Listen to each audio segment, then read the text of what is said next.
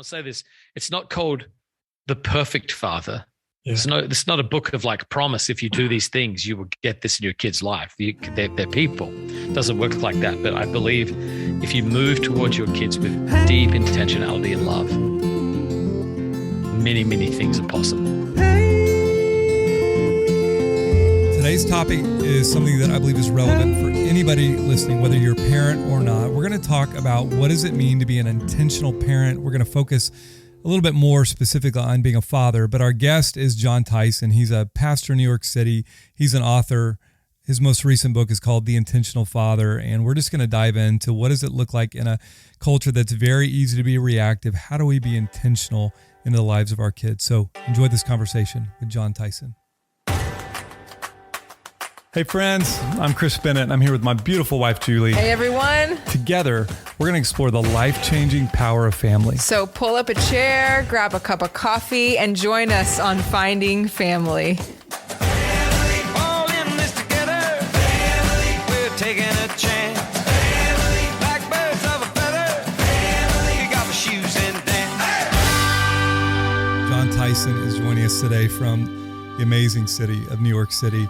And Jon, just thanks so much, man. I know you're in the midst of writing and doing a lot of projects, so thanks for carving out some space to join us, bro. No worries. It is inspiring to talk with you guys. So it's a joy to be with you. Thanks, man. Well, I've always appreciated that the couple times I was up in New York, we connected over coffee and met through a leaders gathering several years ago. And yeah, we've just followed your journey and read a lot of, your work and listened to a lot of podcasts. So when we've been thinking through like, who are like the dream people that we would love to have come on, I would say you've been at the top of the list. So we'll just jump right in. And I mean, to be honest, as Julie and I have been preparing for this, we're like, there's 1,000 directions we could go with this and 1,000 questions we could ask Jon Tyson. But as it relates to kind of what I feel like, or we feel like this podcast is about, is like ultimately, how do we help in such a disconnected, divided time bring people together? And I think you do that really, really well. So can you just start by telling us a little bit about, who you are, what you do, and then we're going to jump into some of this topic around intentionality. Okay. Yes, I am a pastor and an author. I guess that's probably most of what I do.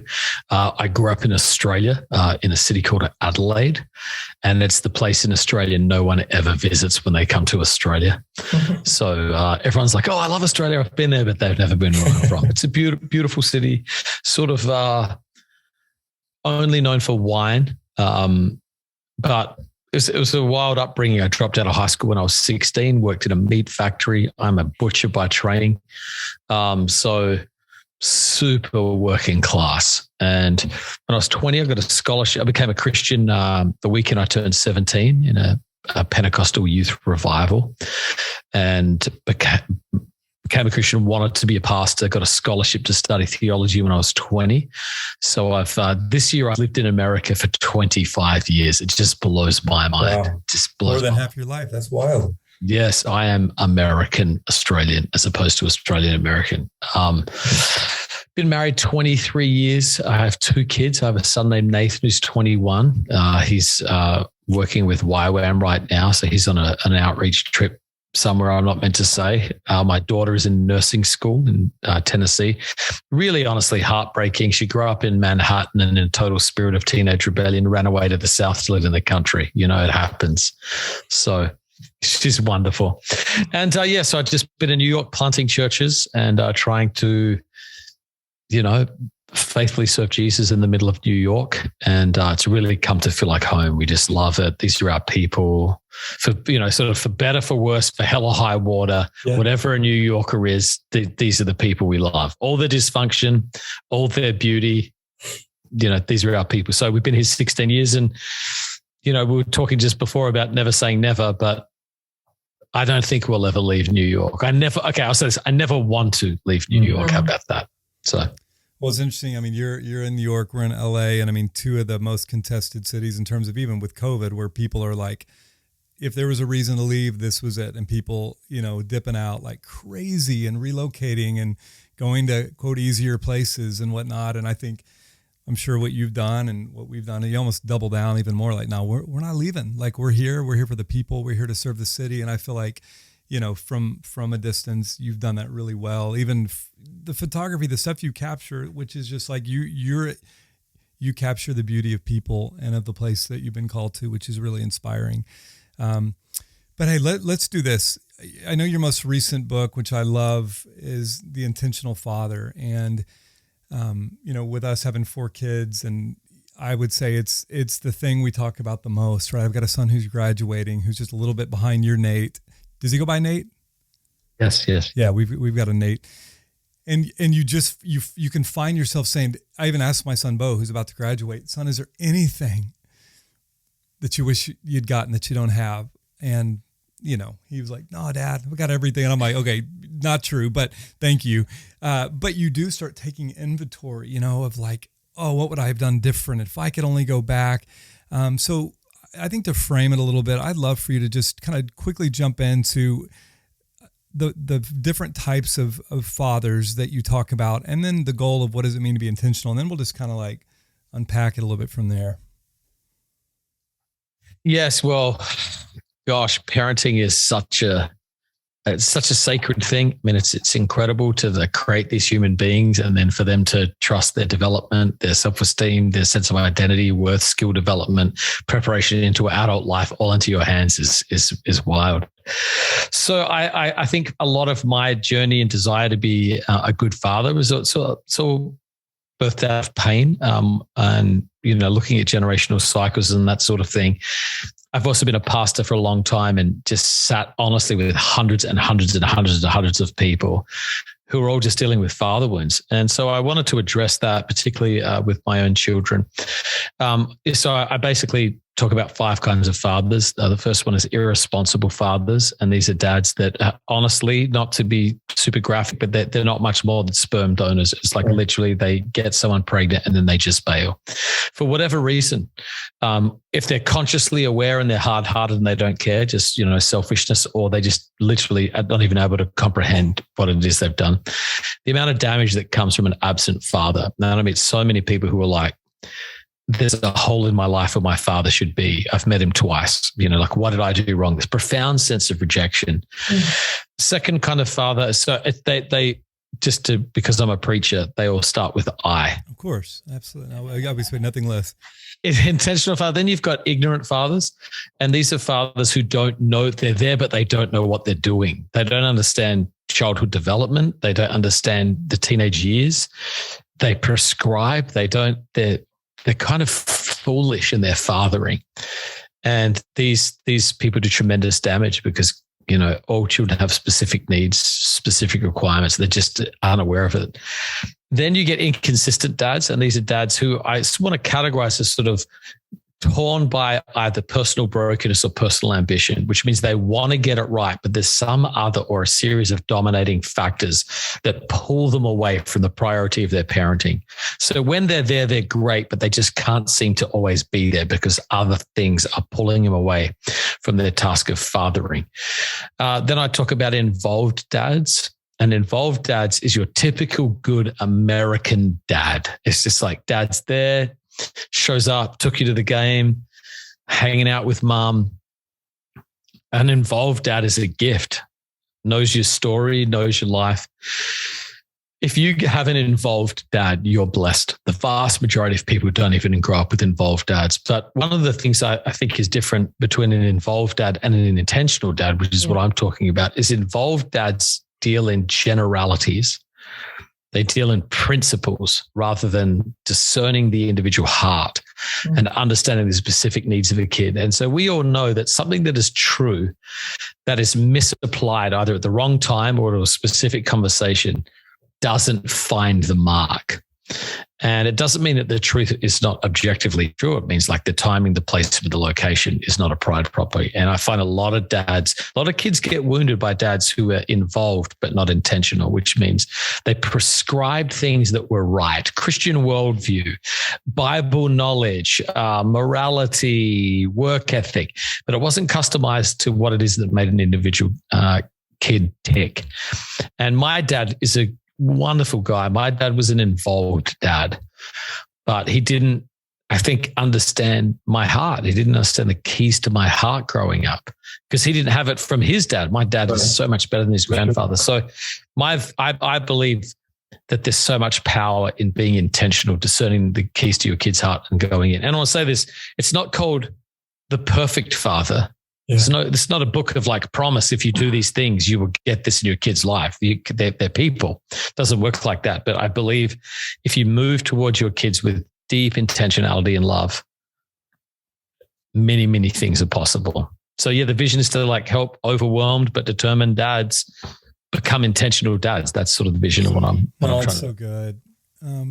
Jon, what do you find are some of the biggest barriers to being an intentional father? Because I know you talk a lot about our own wounds, right? And that we carry into every dynamic, especially in marriage and parenting. But what would you say you've found tend to be the biggest barriers to being that kind of a father?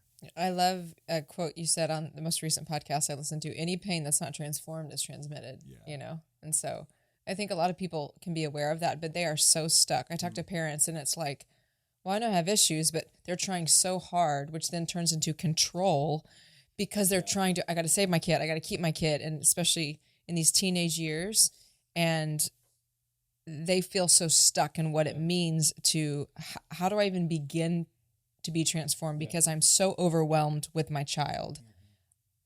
Dealing with myself is too much. But what would you say to that?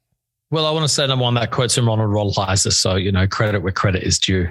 And his stuff obviously on healing is profound.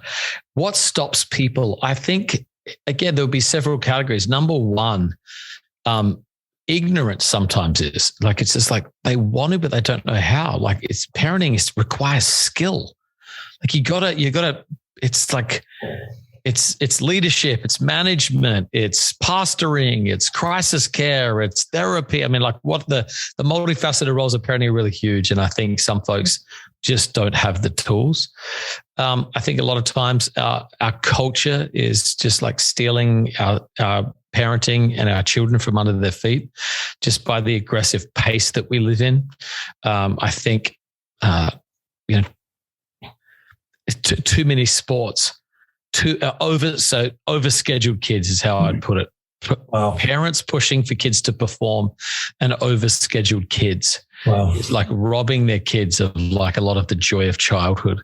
And I think that desire to keep up, or parents even lovingly, like if we don't do this with their kids, they're going to miss out. Sure. And that sort of psychic pressure is a huge thing. I think maybe one of the other things is just basically a failure to determine the urgency of time. I'll get to it later, or I've got more time, or things will be fine, or, this is a busy season. And when we get out of this season, it's like, all you have is your life. All you have is today. And if you don't love well today, you don't even know if in the next season your kids will want to be around you, or when you want to be intentional, they'll be interested because they might have moved on. It's always amazing what catches a kid's heart, who wins their affection and their attention. Right. So I think, that sort of false awareness that there'll be more time later is a great, great thief of intentionality in parenting. So it's a challenge. It is a challenge to parent well today. It's a challenge for elites. It's a challenge for the middle class. It's a challenge for the poor, all in distinctly different ways, but the challenge is universal. How does the parent recognize when they're parenting out of their own wounds? Because a lot of times that can be subconscious. Well, I mean, a parent can't know they're parenting out of their wounds if they don't have self-awareness about their own woundedness. Yeah. So you have to but I think again, if a kid doesn't put the fear of God in you to like examine your junk and make sense of your story, like literally, I just cannot think of anything else that will. So, I mean, you got to sit down, you got to sort that stuff out. And the sooner you do it, the better. And again, it's not about perfection. It's about awareness. It's about progress. And it's a lot of times about asking for forgiveness, sharing your story, letting your kids know, hey, this is what I've been through. This is why I react like I react. Yeah. That's good. You got to have that self-awareness, and you get that self-awareness by being honest. And again, just slowing down enough to really ask yourself what's happening in my heart and why am I reacting this way? I do a little, just like a classic prayer of examine, which at the end of every day, I just sort of sit down and review my day. The unexamined life's not worth living. And so I sit down every day and just go reflect through what I said, what I did, the meetings I had, my biggest moment of joy, my deepest moment of sadness. And over the course of time, you get pat and recognition if you do it enough. And then you start to see, oh, okay, every time this is happening, I'm doing this and I don't know why. And I need to look into that.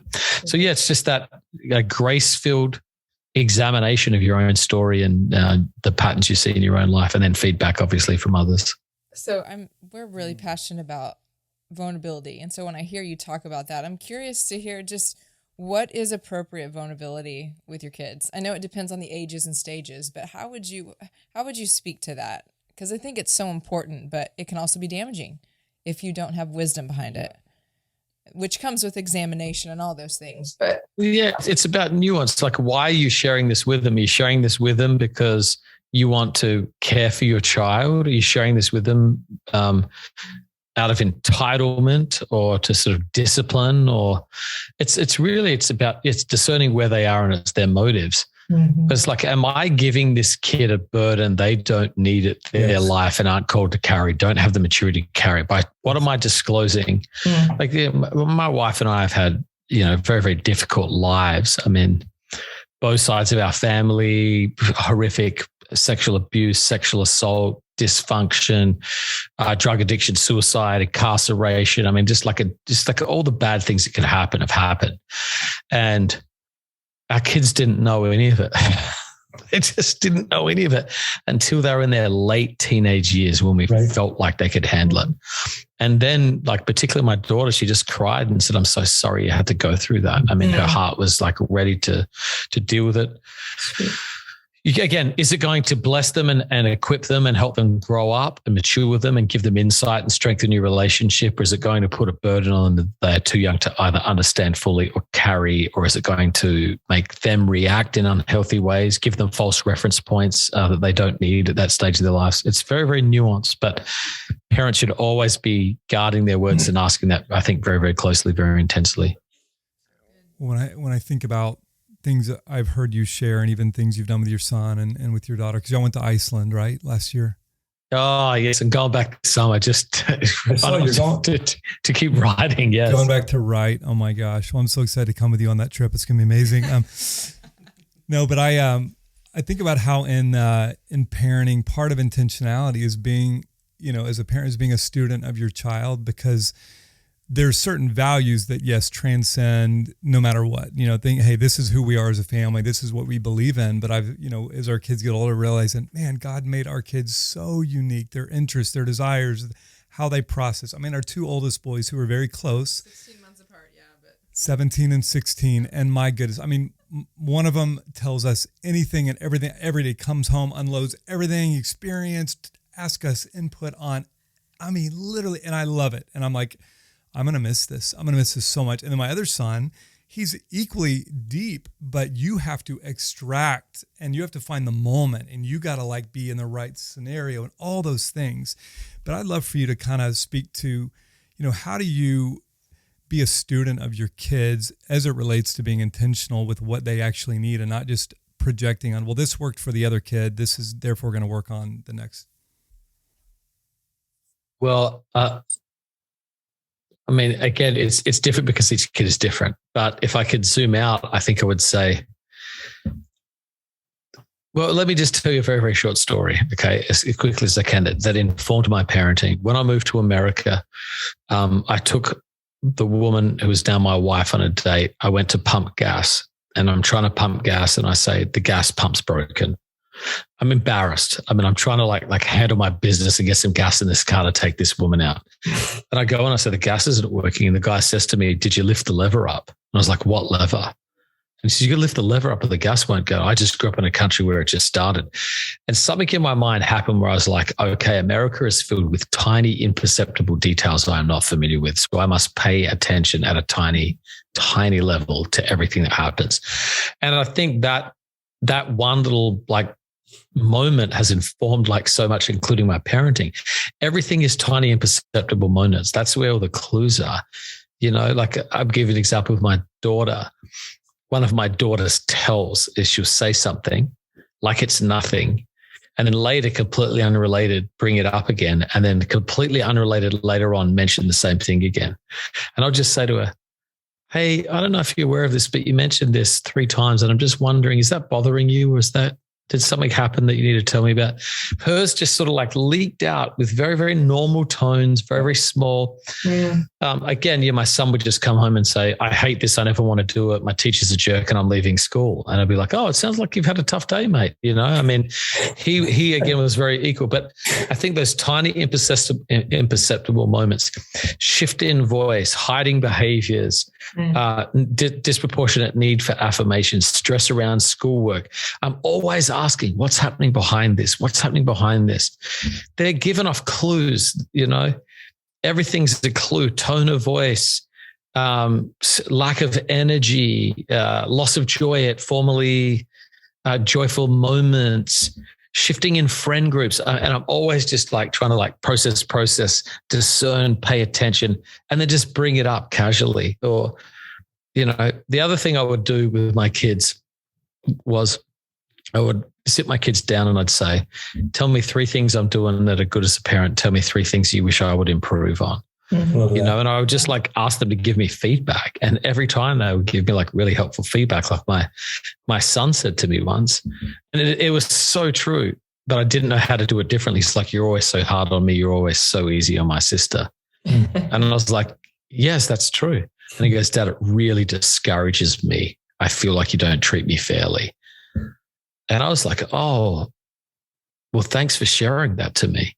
But he only shared it because I created space for him to give me feedback on what I was doing right now. So yeah, some of it was like they would tell me, and other times I would like pay attention to these tiny imperceptible details. And some of those, I'm telling you right now, some of those were like God clues that the things that they were saved from, or the things that they got access to for good, based on tiny little things that many other people would have overlooked. I was like, gosh, that was God's kindness, but it was also that, that attention to detail, I think. I love that. One of my sons talked about recently, and they go to a great private Christian school here, and that the teacher had asked the students, how many of you guys have parents who either have never apologized for something to you or have a very hard doing it? And every child except one raised their hand. And we were talking about it later, because I think being an intentional parent, as you said, is not being a perfect parent. It's impossible. And we're probably the hardest on ourselves. A lot of things, most parents aren't walking around thinking they're killing it. They're thinking, man, I failed. They're living with regret, their own shame, all those things. And I just feel like, man, one of the greatest things that's helped us in our relationship with our kids is just owning our own crap, like appropriate vulnerability, and when we missed it, to repent, because it's then like, oh, mom and dad are aware that they're not perfect, and they took ownership, because then we found they're much more willing to do that than when they whatever. Yeah, and my shame can become the biggest roadblock to creating space, being vulnerable, and connecting with my kids. Versus, like you said, appropriately, mom has some shame on this. That's why I reacted that way, which I projected that on you, being able to do that. So, yeah. I have a question. So regret is a big deal, I think, in parenting. And, some people listening to this, maybe they don't have kids. I would imagine there's a handful of people listening that have very young kids. And so they can take these things like, okay, yes, absolutely, I want to be really intentional moving forward. Obviously would recommend anybody to read the book, Intentional Fathers. Am I saying the title right? Good. The Intentional Father. Okay. The Intentional Father. The Intentional Father, yes. And there's other resources out there for sure.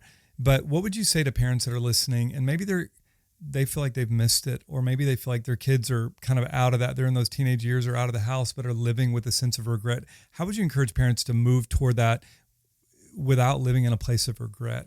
And I know it's nuanced based on age and stage and all that, but I'm just thinking about the parents that maybe feel like, oh, I would do 100 things different. I would say that regret in parenting is one of the most potent forces on earth. It is it's atomic in its power. And some parents should feel regret because they've been callous, and God needs to call them to repentance. And in our primarily therapeutic culture, telling everybody, no, they're fine, it's not as bad as you think, can sometimes do a lot of damage. That is often the minority. I think I would just say this. Very, very rarely in many of the great intentional things I did my kids come home and give me a standing ovation and say, behold, this is an intentional father. They didn't even respond. There's times I definitely had my feelings hurt where I was like, can you comprehend how much work I put into that for you to not even acknowledge that? I wouldn't say that to them, but I would just think, gosh.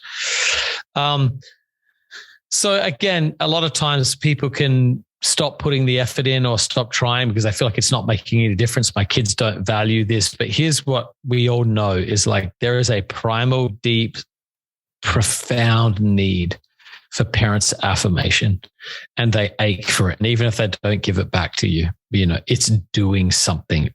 I promise you it's doing something. And so I guess I would say never doubt the power. All the best stories are stories of redemption. Never doubt the power of holy action and love-based energy moving towards your kids, because you never know what can happen. I've seen so many stories of forgiveness. Forgiveness doesn't always lead to reconciliation, but I've seen so many beautiful stories of reconciliation. And again, I think it is just that willingness to put your heart out there. So very, very few people have ever blown it to the degree where you cannot make significant progress by humbling yourself, being honest. I've seen dads who have just lived their entire lives for themselves, repent when they get sick at the end of their lives and make amends, and their kids forgive them and say, these few weeks together have made up for the heartache. So again, there's so much power in redemption. And I would say just move towards them and see what happens. There is a divine power in intentionally seeking to make up for things that you might have missed. And I would say, again, don't expect everything to be fixed through one dramatic moment. You may have to move more than once, but it's rarely never too late. It's rarely ever too late. So good. Do something. You never know what God will do when you step in. So good. How has it been? I mean, this is probably, we could do a conversation on this, but is your wife Christy? Is it Christy? Yes. Yeah. Okay. How have you guys done parenting together in an intentional way? If you just had to kind of give that nugget, again, there's probably a million, because I think, we're constantly, whether, doing years of ministry and then just realizing how many of the issues come up with a husband and wife that either don't know how to parent together, or they're on very different places spiritually, or have never really decided how are we going to raise these kids together. Can you speak to that? Yes. I mean, it's being radically honest with what we're good at and what we're not good at. I mean, everyone's got different theology. We don't have a theology of male headship in our home. So it's not I'm in charge, therefore this dictates the family culture. It's hey, what are you good at? Here's what I'm good at. Let's bring both of our strengths and minimize our weaknesses and just flow and function together. Other people may have a different theology. That's great. There's many beautiful homes built with different theology, but we just were let's divide and conquer. Let's bring our strengths. Let's be honest with our weaknesses. That way our kids know who to go to for what, without parents fighting, saying, you do your part. It's kind of come see me for this, go see mum for that, go see mum for that, come see me for this. And then a massive emphasis on shared culture, very, very clear on the rhythms, rituals, traditions, habits, hobbies, all of those things that make our family our family. So we used culture to do a ton of heavy lifting. That's not the way we do it, or that's what we do because we're Tysons. And then when they were older, we let them contribute to that, discover that, and then they owned that and was a part of it. But that sort of division of parenting tasks, skill and labor, I think saved a lot of stress. So everybody in our home knew what it is that they were to do. And I think that saved us from nagging. We were not a nagging family, and my wife is not a nagging wife. And that sort of ownership culture brought a ton of fruit, when I love kind of the distinction of you got some kids that know, oh, I'll go to mom for this because then I'll get the answer I want, and I'll go to dad for this and that's not what you're saying. It's about knowing your strengths and kind of in partnership. And certainly there's things I know, Julie, you need to bring this piece that you're much better at than me. We got a couple minutes left. You got anything? Oh, I have lots of questions, but we're about out of time. Here's what we were thinking. Can we kind of rapid fire, maybe like 4 Yes, or let's go. Come on. 500. And I will try. I never give short answers, but I'm going to try super hard. So go. And we won't make them super fire, but you go. So a few things we didn't get to. You want to go first? You go. Oh man. What's the best way we can protect our kids with the influx and influence of media? Give your kid a dumb phone. I mean, Yeah. no, that's not my answer. My answer is this: teach your kids how to discern. Yeah. Teach your kids how to discern. What is the worldview? What is the story? Where's the truth? What's the lie? Mm-hmm. Give kids critical thinking skills and spiritual discernment. Ooh. That's really good.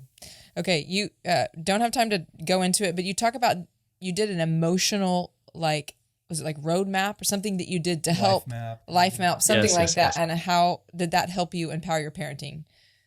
Can you give me just a short, like, what is the roadmap that you did, and how does that help? How would that help us in parenting? Well, I used Viktor Frankl's tool, which is what I put in the book, the Mountains and Valleys exercise. And I realized many of the things that you would look at my life and say, oh my gosh, that must have been massive for you, meant nothing to me, carries no emotional weight over the course of my life. And many things that nobody else knows have like defined me, wounded me, blessed me, healed me. And so again, sometimes we're always trying to look for these big events rather than asking like, what is it that's actually formed me? Yeah. And so, something that I was involved in something for 3 years, and at the end of it, it meant nothing to me. And I was involved in something for 3 weeks, and it's single-handedly the best 3 weeks of my life. So like, it's paying attention to that. And again, what that made me do with my kids is it made me aware to help them understand where they were finding disproportionate life. Just helping them pay attention. Is this special to you? Are you getting something out of this? Is this? And then anytime they would do that, I would try and celebrate it and cherish it. So I think it created a sense of awareness of where they were and realizing it's not many of the traditional things like people think. That's good. Ooh, two more quick ones. What was the best thing? COVID's horrible. I'm not glossing over it. Awful. What was the best thing that COVID did for your community? In New York? Yep. So COVID decimated my church in New York. Everyone left, everyone divided. It was such a hard time. So there was very honestly, I should rephrase the question. very little redemptive things that came out of COVID. Wow. The only thing I can think of is this, is that the people who are committed are more committed than ever. The core is more resilient and resolved than ever, but I'm still living in all the heartache. Wow. So it was so brutal. Sorry. Yes, I mean, no worries. I mean, I have a time orientation towards the future. So my capacity to move on is high, but it was rough. Can I go one more? Oh no, you go. Ooh, best definition of family. Oh. Ooh. I would hate if somebody asked me that question, to be honest. Those who love and accept you no matter what. That's good.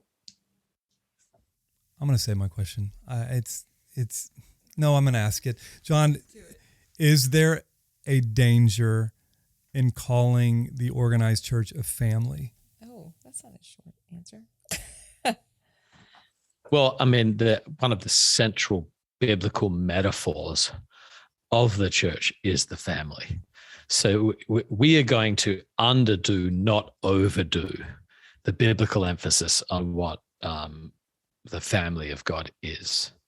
How that maps onto modern structures is a very, very complicated answer. Mm-hmm. The way you choose to structure church and the culture that's built inside that church determines whether that biblical thing becomes real or not. And that is a very complicated thing to deal with.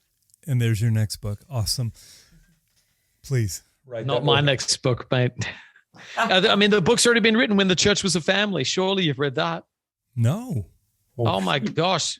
Just like When the Church Was a Family. Come on. Well, Dang it. You've got a lot of books you read, but you missed that one. I'm going to read it. When the Church Was a Family is one of the, it'll make you uncomfortable. It'll make you say some things like, oh man, we would never tolerate that. But it is a deeply, deeply moving book. Wow. Okay. Well, we'll check it out. Well, Jon, in closing, what's the best way for people listening that we can follow you and support what you're doing?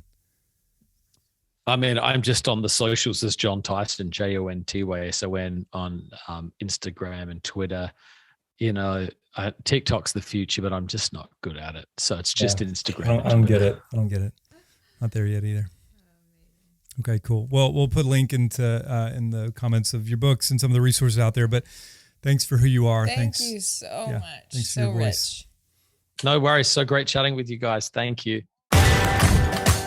We're not done yet. Get that coffee refill because it's time to unpack. I gotta say, Jules, Jon Tyson is one of my favorite people, and I feel like we could have gone on for hours and hours. We had a whole list of questions that we weren't even able to get into, but I'd love for you to share what like jump out to you the most. Anything that grabbed you? Yeah, probably his view on like vaccines and stuff. Oh my gosh. Oh wait, no, we didn't. We edited that out, right? Just kidding. For real, just kidding. Are we gonna get censored? Is that a thing? We're gonna talk about that. Yeah. I think what stuck out to me is, and I've heard him talk about this on other podcasts, but,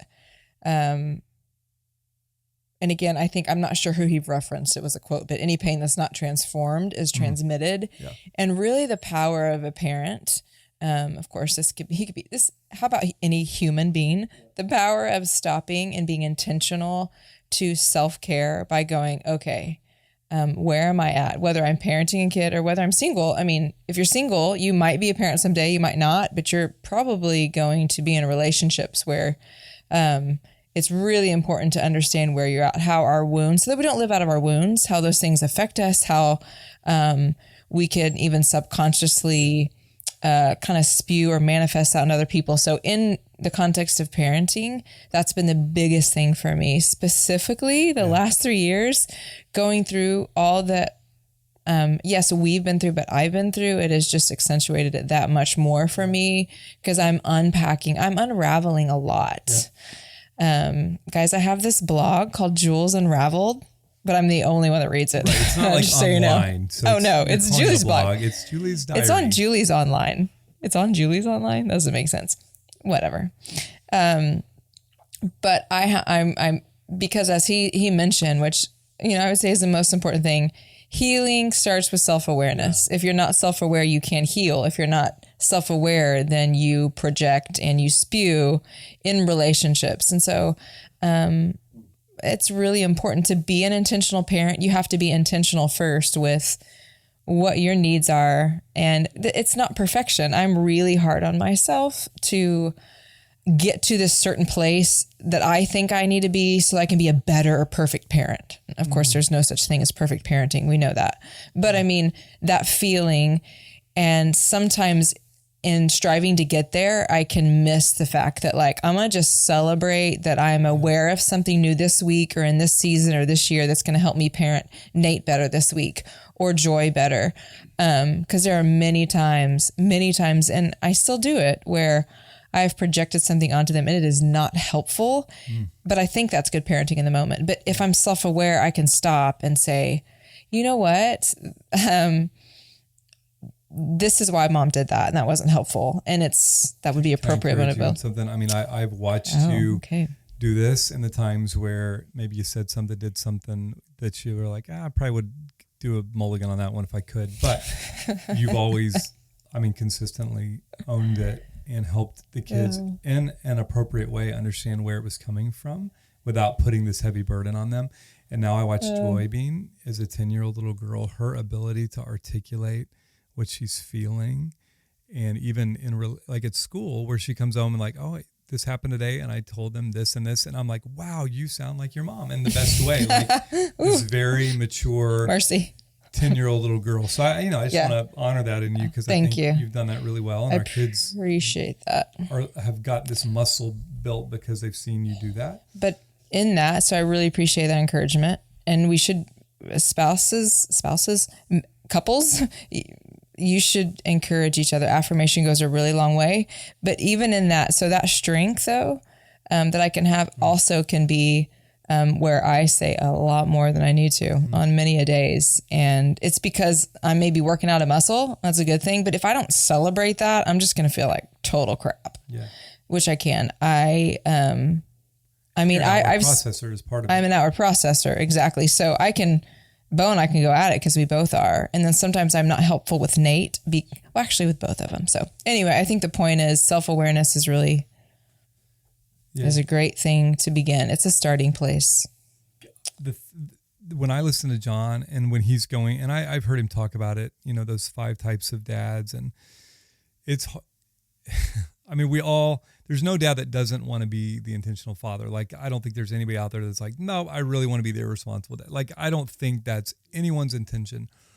But, for me, like, I can be really hard on myself internally. I may not even vocalize that, but I think I'm always so aware of maybe where I'm falling short or what I'm not, because there are certain things that are harder for me, because of my upbringing and things that maybe I didn't get growing up. But that's why, I mentioned this on the podcast at the beginning, but it's like with Bo graduating, there is that sense of like, oh man, time is very short. I think I heard Jon say it on another podcast. I don't think he came up with it, but it's like the days are long and the years are short.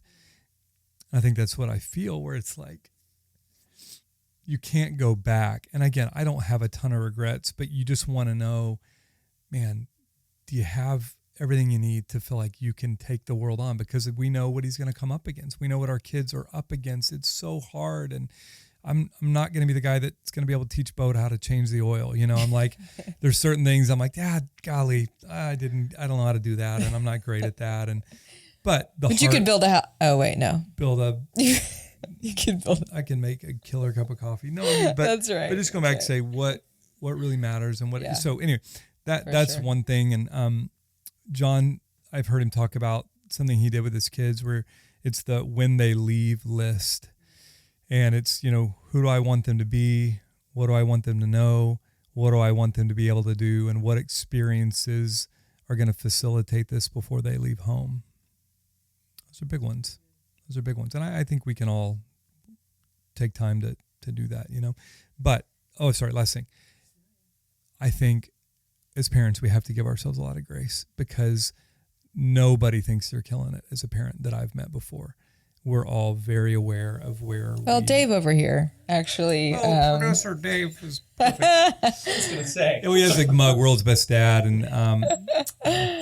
But I think we've got to like really give ourselves a lot of grace. And like Jules said, I think if you're in a marriage, raising kids together, we need to encourage each other in the things that we're doing well, because I'm in my brain a lot like, shoot, I should have done better, or I could do better. I feel like you do a great job in not beating yourself up, where I am the queen of like, why did I just go in the boxing rink with myself again? I like come out with like black eyes and like I'm the one who's hitting myself. That sounds actually a terrible example. Don't picture that. But no, I do. I'm beating myself up. And it's a continual thing for me that has evoked a lot of guilt and a lot of regret and emotion. And I'm like, why am I still talking about this in therapy this week? That's cool. I went to this certain doctor who does this muscle testing. And he's like, Dr. Phil? I don't get it. Never mind. Guys, I missed a joke. The psychologist who was on Oprah for years has yeah. Okay. Ah, crap. Yeah, sorry. I totally missed that funny moment. But no, he does muscle testing. And you guys, twice in 6 months, it's been... I see a lot of like, be reminded that you are enough, that you are acceptable. And I'm looking at him like, I'm sorry, you got this from testing my muscles. Wow. The point is, he's a great doctor. The point is, it has been something that I come back to, that I see it seep out in my parenting. I do think I'm a great mom. I do think I can celebrate myself at times, but it is, I think I'm having a deja vu. Did I just say this as we started, that it can be such a barrier because we beat ourselves up so much. But wow, just stopping. The days when I feel like I failed the most, I try not to go to bed without sitting with, whether it was that child that I was thinking about failing or the children, maybe my spouse, and going, okay, what can I affirm in them today? And then affirm myself, like before my head hits the pillow. Because affirmation goes a really long way with our kids. I mean, but are you saying kids have such a deep, I mean, John was saying that they have such a deep need for personal. I'm trying to think, how am I trying to connect this? I don't know. Ask the question. What? No, do you feel help like me clarify? Because you're so hard on yourself, the tendency is to then be really hard on the kids? Like, are you subconsciously projecting? Well, that's when we tend to go into control mode. Yeah.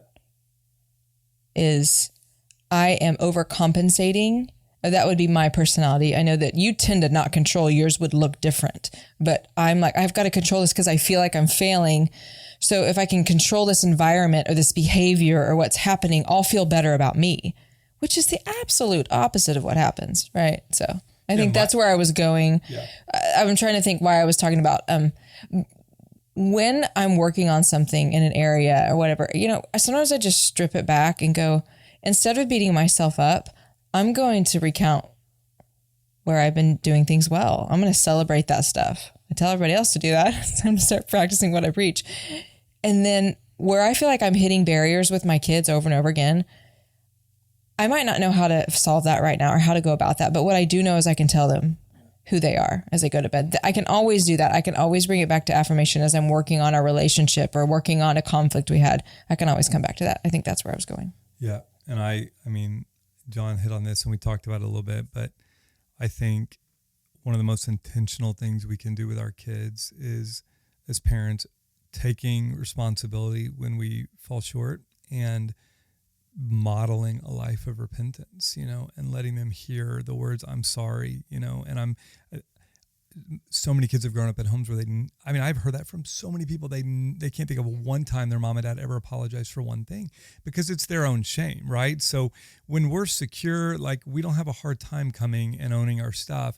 But I just think it's such an important thing to model for our kids because then what it creates is it takes the shame away from them so that they can feel a sense of, okay, like, I don't have to be perfect. And when I mess up, I can go ideally to mom and dad. That would be the ideal, right? Yeah. I think that's a great conclusion. Just repent a lot. Yeah. I was dealing with such intense grief. I mean, gosh, it was like over a year ago, maybe when I was re-diagnosed and COVID hit. And let's just say one day ended in me throwing a stainless steel tumbler across the room, which then broke the wine glass. As I yelled at my kids, definitely dropped some curse words and told them all to get out of my sight. That was a real proud moment, guys. Moral of the story, you would say that's not a great day, but it really ended up being a great day because I'll get emotional about it because what came out through our conversation and what was really going on with mom and the pain that she was in that I couldn't handle. Mom couldn't handle mom. And so I couldn't handle them. Now, I just preface, I did not throw a cup at my children. Okay, I just want to like a regular thing. I mean, no, it's usually kitchen knives, but it's fine. Yeah, it wasn't a knife. No, I wasn't throwing it at them. I just threw it across the room. And I'm not condoning that. Do that on your own time when your kids aren't with you. Throw things in the room. Go to the axe throwing no, play. but it just, I really believe, I want to say that to parents because I have to tell myself that, and we'll end with this. When you've had those days, whether you're throwing a tumbler across the room, in the kitchen, yelling at your children because you can't manage you, because there's a lot going on and life's really hard. Take a breather, repent, and in the right way, find out how to apologize to your kids and bring them into your pain, again, appropriately. And you'll see a lot of sweet growth come out of that. So good. You guys are doing great, parents. Woo. Those of you you're doing better than you think. You're doing better than you think. So follow Jon Tyson on Instagram at Jon Tyson. He has a book called The Primal Path and a guide, kind of a workbook you can take through with your kids to help them transition into manhood. That's fantastic. That I just recently purchased. Anyway, lots of good info out there. We'll try and include some of that in the link. But thank you guys. Awesome. Thank you guys for listening. Hey, Jules, thanks for being here. Hey, Chris, thanks for being hot. Okay. I am. My face is like blazing red today. Did you notice that on the Zoom call? I was like, what is happening? You're cute. He looks so cute in a hoodie. I love when he wears a hoodie, guys. It's just, I think we should not sing Finding Family ever again. Okay. So, ready? So thanks for joining us on the Finding Family podcast. Bam. Thank you so much for listening today. The best way you can help us get this message of family out to the world is by taking a minute to subscribe, leave a rating and review, and please share. You can also visit our site, findingfamilypodcast.com, and follow us on Instagram to stay connected. And one more thing. Have you ever listened to an episode and found yourself wanting to hear more from our guests or thought, man, I'd sure love to get more connected with Chris and Julie? I know you have. If so, you can become a member of our Finding Family Patreon and receive exclusive content and ways to interact with us and our community. Just go to findingfamilypodcast.com and subscribe. This episode was produced by Dave Hanso and edited by Will Cotterall and is a production of Welcome Home Entertainment. Original music written and performed by Drew Holcomb.